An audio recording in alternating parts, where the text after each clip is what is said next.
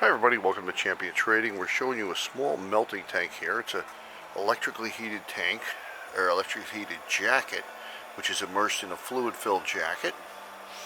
It's made by Soap Making Equipment Company.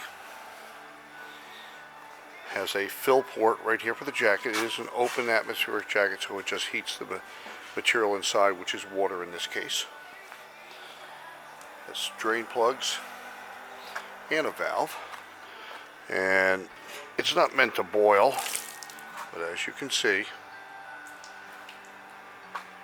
steam coming up from the water. It's just on the edge of boiling, and this is after about an hour. The Soap Making Equipment Company calls these oil heating tanks for your soap process, but actually would do waxes and other materials. We have two in stock. The second unit will need its heater replaced. They're not very expensive, as you probably know. And you'll find this on our website under our tank section. Thank you for joining us for this video today. We look forward to hearing from you.